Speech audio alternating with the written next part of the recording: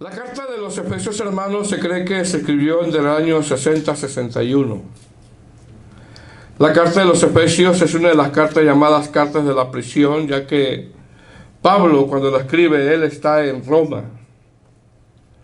La carta de los Efesios no trata en sí con problemas específicos doctrinales, fíjese bien, no trata en sí con problemas específicos doctrinales, aunque Pablo siempre hace una exhortación al cuidado de los falsos maestros.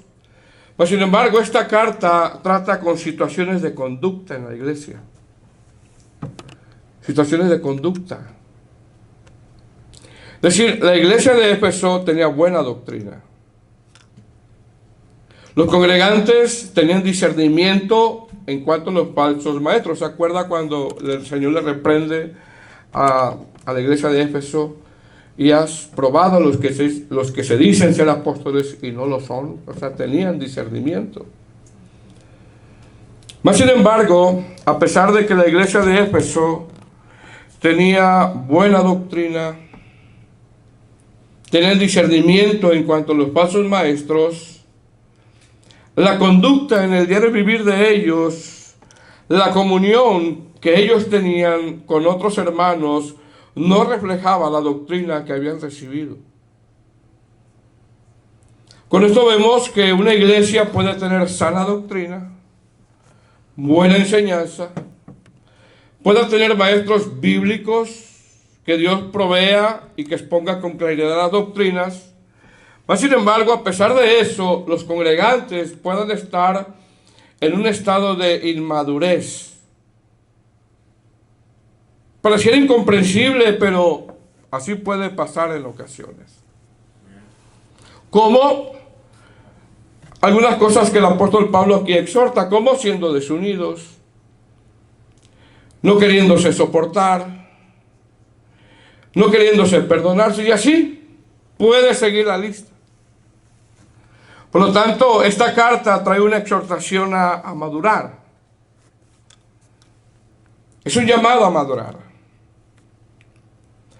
Otros le llaman esta carta del arrepentimiento a la transformación, porque así tiene que ser. Así tiene que ser, hermanos, del arrepentimiento a la transformación. ¿Por qué? Porque en esta carta el apóstol Pablo nos narra las riquezas espirituales que el Señor nos otorgó por gracia, para que podamos crecer en el Señor. Ahora, ¿cuál es uno de los contextos de esta carta? Uno de los contextos es que en el primer siglo las comunidades cristianas estaban conformadas en su mayoría por judíos, y había gentiles que habían obedecido a la fe y estaban en una iglesia local. Es decir, a pesar de que la iglesia había nacido ya algunos años atrás y había entendido que tanto judíos como gentiles que habían obedecido a la fe, ahora son un pueblo, porque somos un pueblo, todavía estaban batallando con la unidad por sus prejuicios que tenían y así minando la unidad de la iglesia. Y la unidad en la iglesia es algo con lo que siempre se batalla, hermano. Por una cosa, por otra. No solamente la iglesia de Éfeso estaba batallando con la unidad, sino que a través de la historia, si algo batalla la iglesia es precisamente con la unidad. Y muchas veces no por cuestiones doctrinales, sino por cuestiones personales que en ocasiones se convierten en necedades. Y la iglesia se va desuniendo ya no tanto por la doctrina, porque tenían buena doctrina, sino por cuestiones personales y así minando la vida de la iglesia.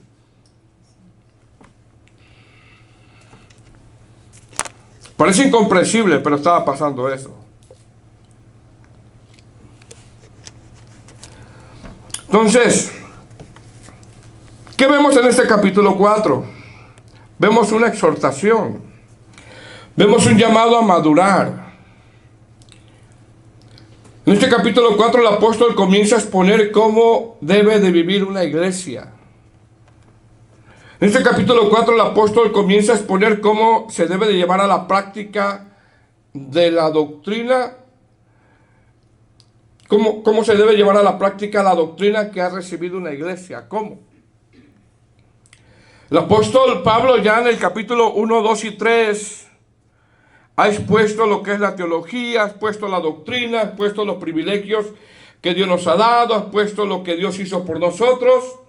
En el capítulo 1, 2 y 3 ha expuesto cómo el Padre nos predestinó, cómo el Hijo nos redimió y cómo se nos dio el Espíritu Santo hasta el día de la redención. Mas, sin embargo, ahora en este capítulo 4, básicamente capítulo 4, 5 y 6, Pablo comienza a exponer cómo ahora nosotros debemos de corresponder lo que Él nos dio por su gracia.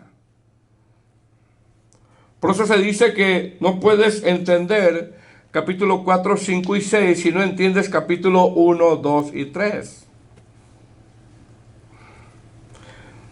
Sin embargo, ahora en este capítulo 4, Pablo comienza a exponer cómo ahora debemos de corresponder lo que Dios nos ha dado por su gracia. Como decir, ya se te enseñó la doctrina, ahora vive lo que se te enseñó. Es decir, con esto vemos que la fe que profesamos y la conducta, hermanos, debe de ir de la mano. Debe de ir de la mano. Amén. Ahora mire bien. Y yo les ponía estos a los hermanos, ¿verdad? Quizá, hermanos, nosotros no somos grandes teólogos, ni mucho menos eruditos, ni conocemos el hebreo, el griego, etcétera. Más sin embargo, lo poco que sabemos, apliquémoslo. Lo poco que sabemos, tengamos la actitud de aplicarlo. Lo poco que sabemos. Repito, quizás no somos grandes teólogos, ni mucho menos eruditos.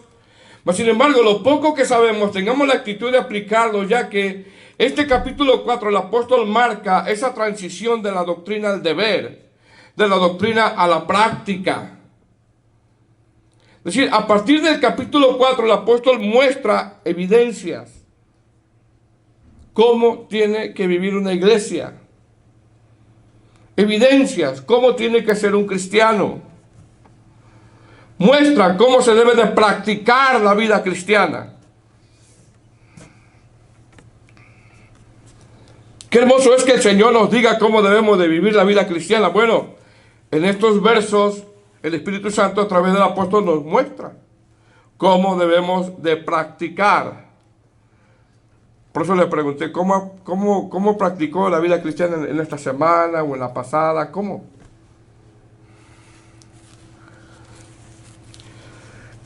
Entonces, ¿qué vamos a ver? En estos versos vamos a ver la práctica, vamos a ver el resultado de la doctrina expuesta. Vamos a ver cómo debe de vivir una iglesia que ha recibido buena doctrina. Vamos a ver cómo debe de vivir una iglesia que ha recibido una sana enseñanza. Pregunta, ¿cómo debe de vivir una iglesia que recibe una sana doctrina? Lo más lógico es que sea saludable. Eso es lo más lógico, que los congregantes sean saludables en su manera de vivir. Lo más lógico es que esta iglesia, a la hora de reunirse o a la hora de conducirse, estén glorificando a Dios con sus vidas. Eso es lo más lógico. Si una iglesia recibe sana doctrina. Una pregunta retórica: ¿cómo tendré que crecer un bebé que se le da alimento sano?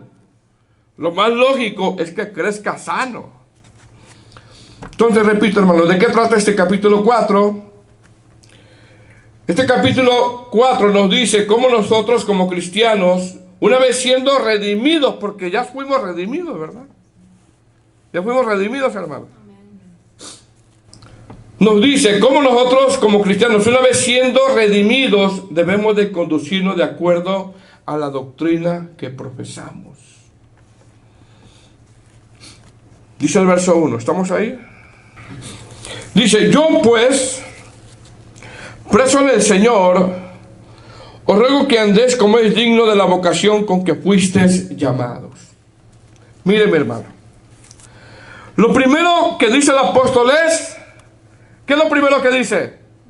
Yo. ¿Quién? Yo. Regularmente, hermano, en ocasiones,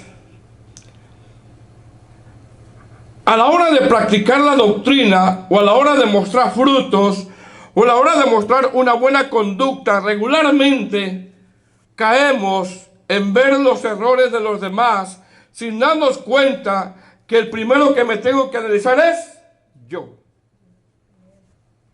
Primero yo. Amén. ¿Cómo dice ahí? Yo. Está hablando Pablo, ¿verdad? Pero regularmente no pasa así. Pablo, en esta sección de la práctica de la doctrina, él se pone el primero. Como decir, yo tengo que ser ejemplo. Yo tengo que dar testimonio. Porque así se vive la vida cristiana. Yo tengo que mostrar quién soy en Cristo. Yo tengo que mostrar con mi conducta lo que yo predico. ¿Y sabe qué? En el contexto de donde escribe la carta Pablo, está en una cárcel donde tenía argumentos bien sólidos para poder decir, yo puedo darles ejemplo a ustedes. Porque estoy en una cárcel, no me estoy quejando y estoy glorificando a Dios. Preso en el Señor. Qué duro es, hermano, qué difícil es decir, yo puedo ser ejemplo. Tenía argumentos sólidos él para decir eso, bien sólidos. Dice, yo pues preso en el Señor. Se está poniendo él primero como ejemplo, hermanos. Y si algo batallamos muchas veces es con el ejemplo. Es con el ejemplo. En el capítulo 3, verso 1, el apóstol Pablo ya dijo, prisionero de Cristo Jesús por vosotros a los gentiles. Es decir, en el capítulo 3 el apóstol dice que él está en prisión por predicar a Cristo. Pues sin embargo, aquí en este capítulo 4 dice, preso en el Señor. ¿Qué es esto? Esto es que no solamente está preso por la causa de predicar a Cristo, sino que está preso en el Señor. Y esto habla de fidelidad. Es decir, él está ahí por serle fiel al Señor. Esto habla de obediencia, esto habla de un siervo de Dios. Como dijimos el domingo pasado, ¿verdad? Porque la carta a los Filipenses es una de las cartas también llamadas cartas de la prisión. Pablo está en Roma, Pablo está en una prisión, no está muy bien que digamos, quizá padece hambre, quizá padece frío, quizá recibe noticias no muy alentadoras de los carceleros, quizá recibe insultos, seguramente está en una prisión fría, oscura y llena de animales, mas sin embargo él dice, la realidad es que estoy aquí porque estoy preso en el Señor. No me estoy quejando, no estoy altercando contra la voluntad de Dios, no me estoy quejando de los hermanos, no, estoy preso en el Señor. ¿Qué es esto? Dos cosas. Número uno, esto es que con su ejemplo él expone que es un cristiano. Y dos, esto es que el apóstol va a hacer un llamado a la iglesia y a nosotros a tener la misma actitud. Es decir, el apóstol, hermano, desde su experiencia, desde su vivencia, cuando dice, estoy preso en el Señor, él está diciendo, yo sé de lo que les estoy hablando. Yo sé lo que les estoy pidiendo. Yo sé lo que les estoy diciendo. Yo lo estoy viviendo. Estoy en una prisión y les estoy predicando con el ejemplo.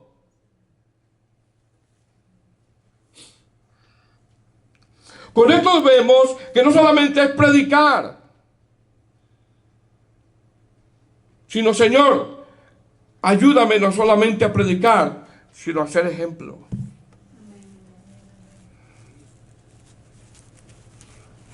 ¿De qué me sirve predicar si no soy ejemplo? De Dios no se burla nadie.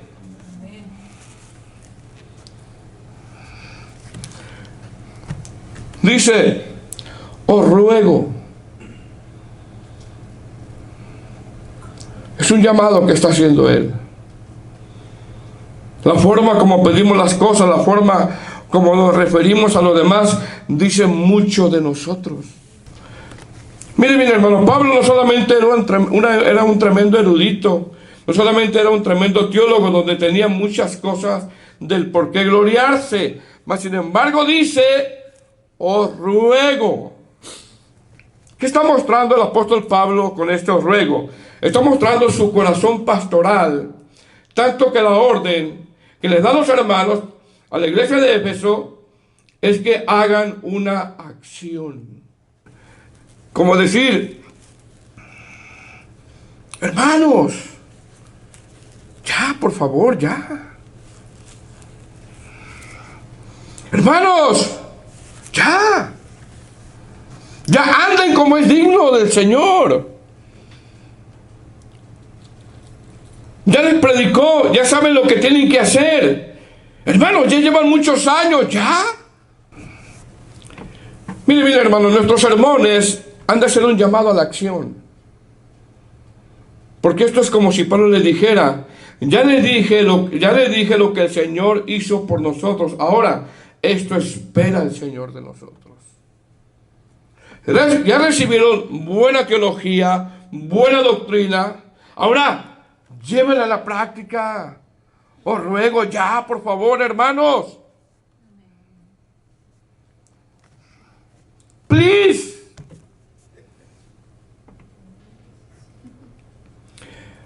Esto también es como algo urgente, imperativo.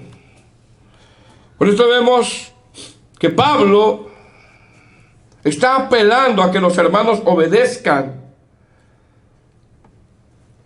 Porque esto que les va a nombrar en el verso 2 tiene que ver con una conducta santa, con alguien que practica la vida cristiana. Y con esto que le va a nombrar, todos los que estamos aquí batallamos en algo. Y él dice, hermanos, ya son muchos años. Ya. Dice que andéis como es digno. Apropiadamente, de una manera santa. Dice el apóstol en esa exhortación que hace, realmente les pide a la iglesia es, ya muestren frutos. Ya, hermanos, muestren frutos. Ya anden de una manera santa. Estoy diciendo de la vocación con que fuiste llamados. La palabra vocación, hermano, habla de la confesión que hicieron. Es decir, si dicen que son cristianos, entonces la exhortación es que vivan como cristianos. Verso 2. Una vez que el apóstol Pablo les pide con urgencia que los hermanos de Éfeso anden como es digno, que tiene que ver con una conducta santa, ahora le dice, ¿cómo? Le dice, así tiene que vivir un cristiano. ¿Cómo? ¿Cómo debe de andar un cristiano como es digno? ¿Cómo? Con toda humildad y mansedumbre, soportándonos con paciencia los unos a otros en amor, solícitos en guardar la unidad del Espíritu en el vínculo de la paz. 5 virtudes, hermano. 5 virtudes. Fíjese, si usted analiza estas virtudes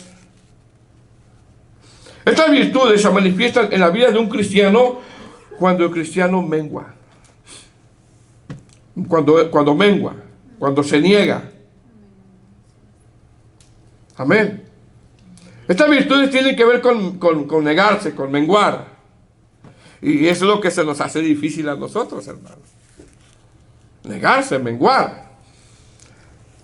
Pasar por alto la ofensa. Es lo que se nos hace difícil a nosotros.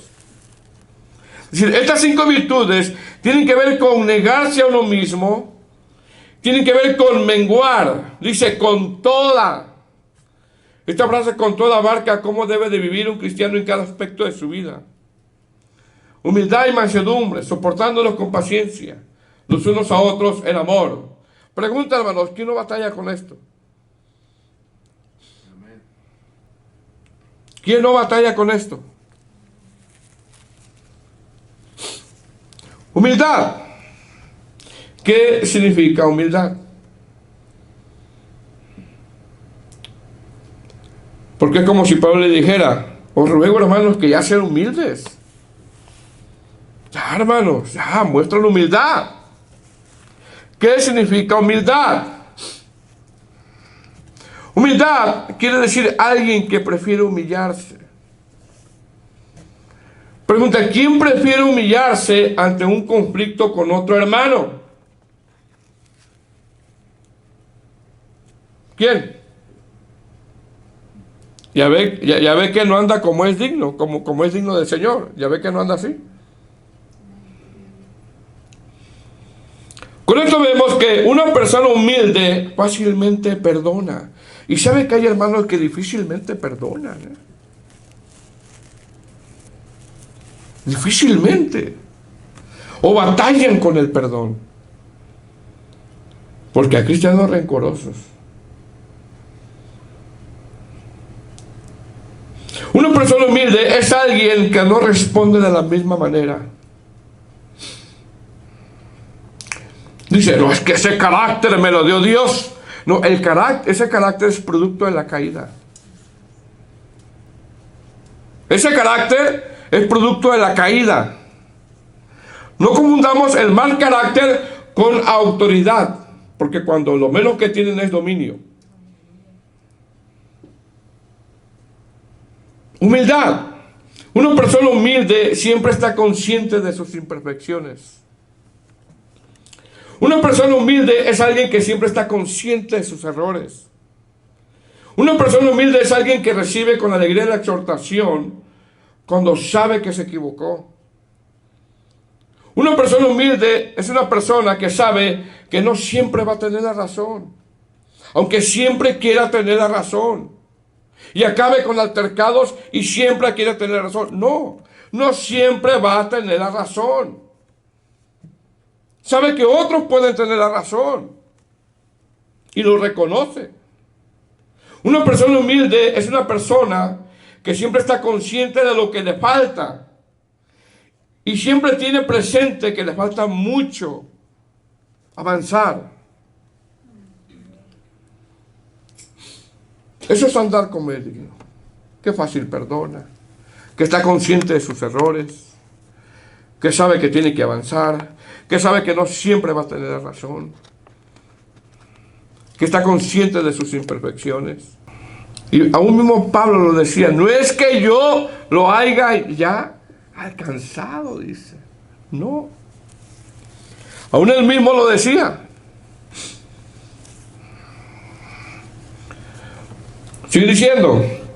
¿Cuál sigue, hermanos? Mansedumbre.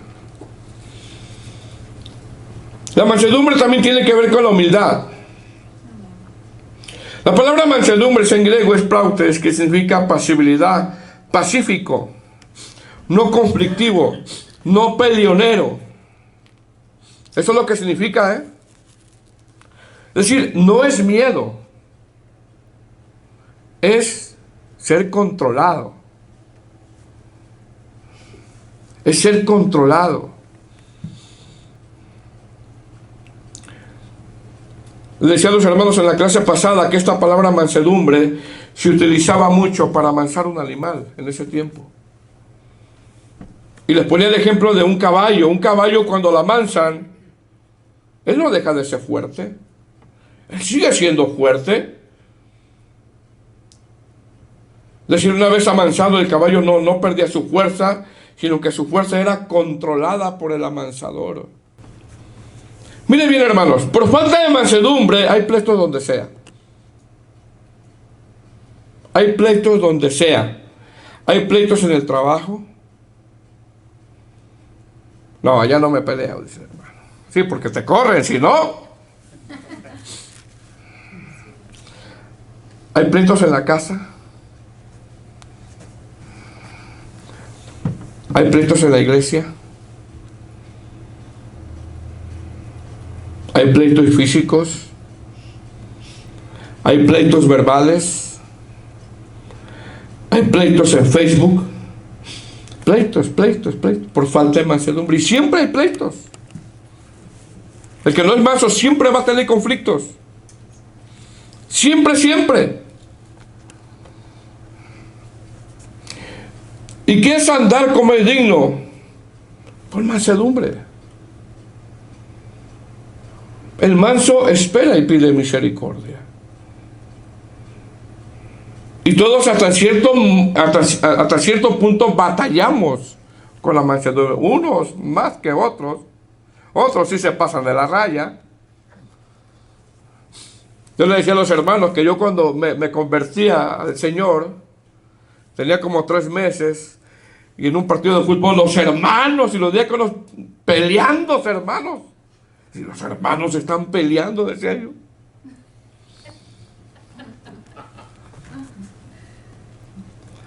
¿Por qué? Porque por falta de mansedumbre hay muchos pleitos donde sea, hermano. Muchos.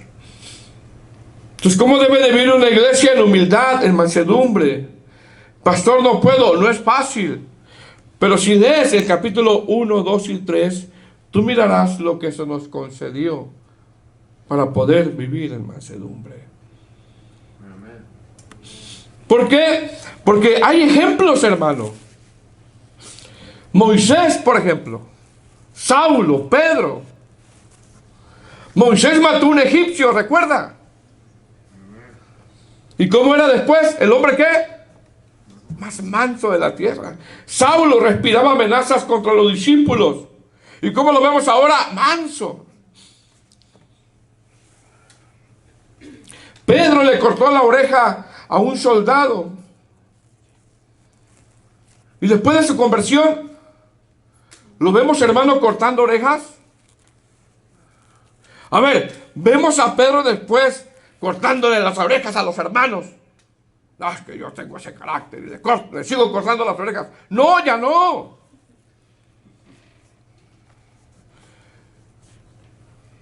Pedro no tenía mansedumbres. No tenía mansedumbre cuando no era convertido. Después de su conversión. No tenemos que confundir esa parte, hermano. No, Pedro era así, Pedro era de armas toma así, pero es que no estaba convertido todavía. ¿Cómo va a estar convertido si le cortó la oreja a alguien? Imagínese un Pedro aquí cortándole las orejas a los hermanos.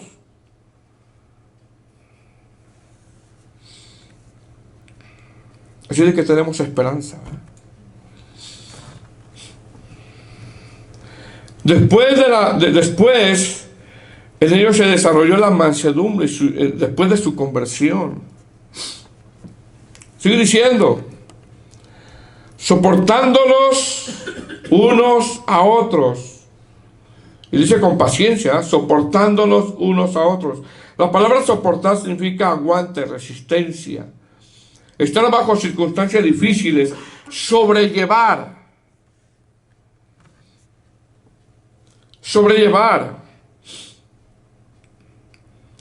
El soportar, hermano, en este tiempo, en la iglesia, por falta de madurez, se ve poco. Se ve muy poco.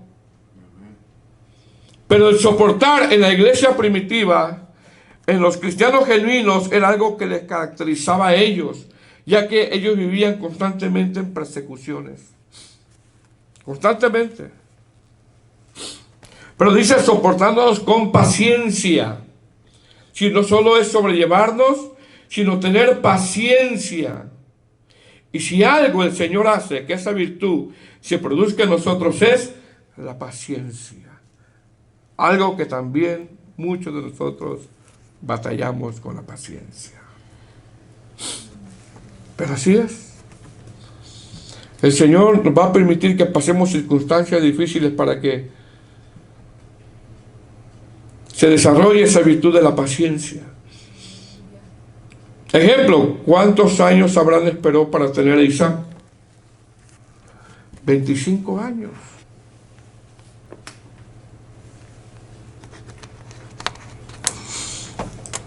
El Señor se lo prometió a Abraham a los 75 y a los 100 lo tuvo.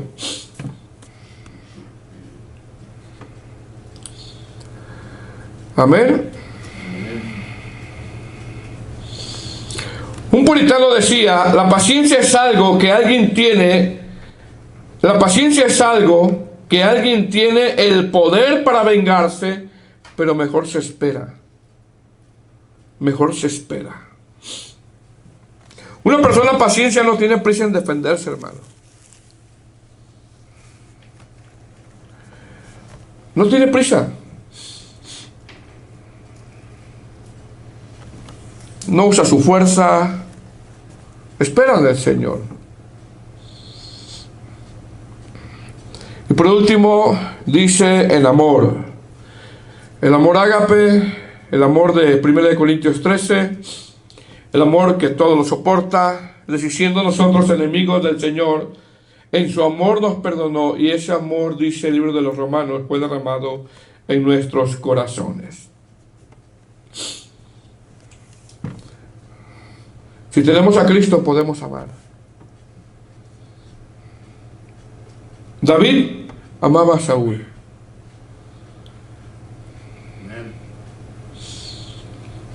Aun cuando Saúl hablaba de él, aun cuando Saúl lo perseguía,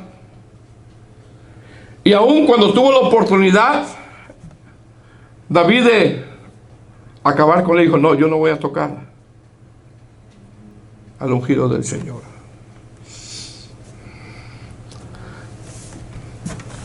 Saúl hablaba mal de David y David hablaba bien de Saúl. Lo amaba. Más adelante vemos el mayor ejemplo de nuestro Señor Jesucristo en la cruz. Eso es andar como es digno, eso es practicar la vida cristiana. Con humildad, mansedumbre, soportándonos, teniéndonos paciencia y manifestar el amor de Cristo. Si no hay esto, difícilmente una iglesia va a estar unida. Y repito, la iglesia de Éfeso tenía buena doctrina, pero sin embargo batallaban con alguna de estas cosas, como nosotros batallamos con alguna de estas cosas. Por una vez que el apóstol Pablo expone que andemos como es digno de la vocación con que fuimos llamados, ahora dice que esto lo hagamos en la iglesia para fomentar la unidad. ¿Por qué? Mira bien, porque si estas virtudes que nombró no habitan en nosotros, será difícil que la iglesia se mantenga unida. ¿Cómo se ve una iglesia que esté constantemente en pleito? ¿Cómo se ve? Que no se tengan paciencia unos con otros. ¿Cómo se ve? Va a ser difícil, hermano. Para empezar, no vamos a andar como es digno del Señor. Y segundo, lo que le va a pedir, lo que le está pidiendo Pablo es, lo que le va a pedir en el verso 3 es a que fomenten la unidad. Pero sin esto no va a haber unidad. ¿Por qué? Porque si estas virtudes que nombró no habitan en nosotros, será difícil que la iglesia se mantenga unida. Y repito, estas virtudes tienen que ver con menguar. Dice, verso 3, solícitos en guardar la unidad del Espíritu en el vínculo de la paz.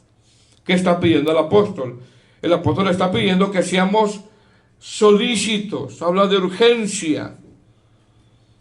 Habla de hacer todo el esfuerzo por preservar la unidad. Es decir, cuando trabajamos en humildad, mansedumbre, amor, soportándonos, esto hará que la iglesia sea unida. Porque somos un cuerpo, por eso lo nombra más abajo. Dice, del Espíritu, dice. Solícitos en guardar la unidad del Espíritu. Sí, ya estamos unidos en Cristo espiritualmente cuando tuvimos el nuevo nacimiento. Ahora esa unidad que nos trajo el Espíritu Santo, haciéndonos parte de la familia de Dios, ahora nosotros debemos de llevarlo a la práctica.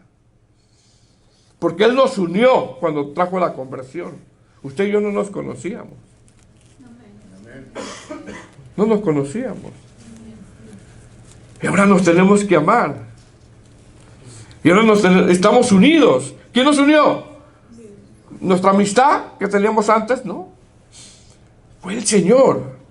Ahora, esa unidad del Espíritu, nosotros la tenemos que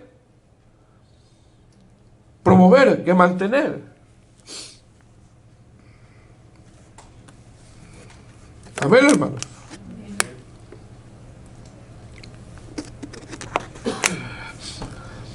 Nosotros esa unidad debemos de mantenerla poniendo en práctica estas virtudes mencionadas anteriormente.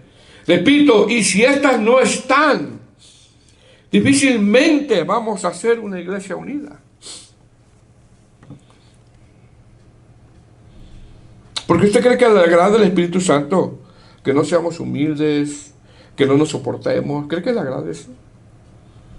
¿Sabe que estamos afrentando contra el Señor, hermanos?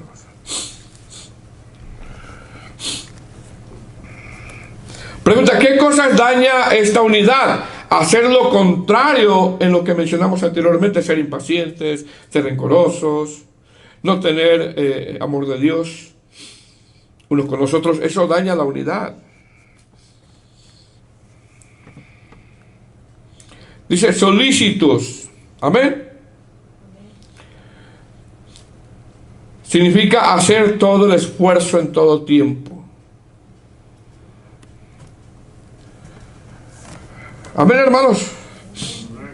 Por una vez que el apóstol expone, número uno, la importancia de la unidad y que practiquemos la vida cristiana, ahora muestra una base teológica con mucho peso del por qué lo está pidiendo. ¿Por qué? ¿Por qué es importante practicar la vida cristiana en la unidad?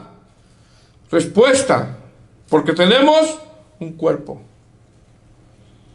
un espíritu, como fuisteis también llamados a una misma esperanza de vuestra vocación. Verso 4. ¿Por qué? Porque tenemos un Señor nada más, una fe, un bautismo, un Dios y Padre de todos, el cual es sobre todos y por todos y en todos. Esa es la base teológica del por qué. Esa es. ¿Qué está nombrando el apóstol Pablo? En este verso 4, 5 y 6. Está nombrando 7 aspectos teológicos del por qué debemos de practicar la unidad. Un cuerpo, un espíritu, una esperanza, un Señor, una fe, un bautismo, un Dios y Padre de todos. Aquí vemos la Trinidad también. Número 1, un cuerpo. Hermanos, ¿qué somos? El cuerpo de Cristo. Hay un solo cuerpo. El apóstol Pablo se refiere a la iglesia en general como un organismo vivo. Es decir, para el creyente solo hay un cuerpo, la iglesia de Cristo. Y él usa la metáfora de un cuerpo humano. ¿Cómo está su cuerpo de usted, hermano? ¿Está desunido? Su mano se despierta en la mañana y le dice al pie, no te quiero, pie, vete de aquí, ¿no? Está unido, bien coyuntado. 2, un espíritu, es decir, aquí se refiere al Espíritu Santo que se nos dio.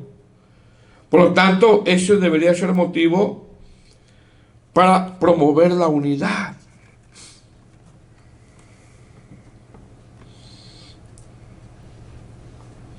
Tres, una misma esperanza. La palabra esperanza habla de que estamos caminando en la misma dirección hacia una meta. Es decir, para el creyente hay una misma y única esperanza determinada por Dios. Un Señor. ¿Quién es un Señor? Tenemos un Señor.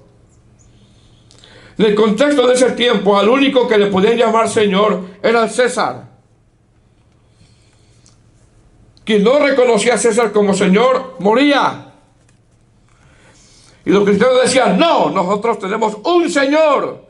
Y no es el César, es nuestro Señor Jesucristo. Una declaración pública de serle fiel a Dios. Una fe. Habla de la doctrina. Un cuerpo de doctrina que tiene la iglesia, que debe ser cristocéntrica. Un bautismo. Y verso 6, un Dios y Padre de todos, el cual es sobre todos y por todos y en todos. Es decir, Pablo al hablar aquí, habla de la soberanía, de la omnipotencia de Dios. Y está diciendo que Dios no es un Dios distante, sino que Él está cercano. Y Él sabe que Él anda como es digno.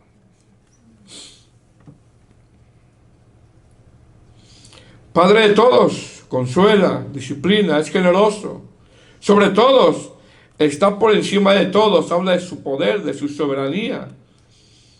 Y por todos, habla que está por nosotros, habla del cuidado que tiene de nosotros y en todos. Habla de que Él habita en medio de nosotros. Entonces, hermanos, ¿cuál es el llamado de Pablo a la iglesia? El llamado es a la unidad. Sin embargo, sin la práctica de esas virtudes mencionadas anteriormente, no se podrá mantener la unidad. Todo esto que le nombré en los textos anteriores se debería de ver en nosotros.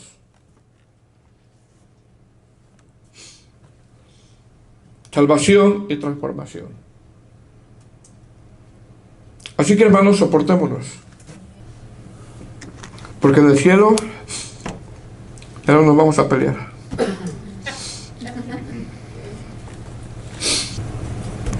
Entonces la pregunta con la que comenzamos es: ¿está practicando la vida cristiana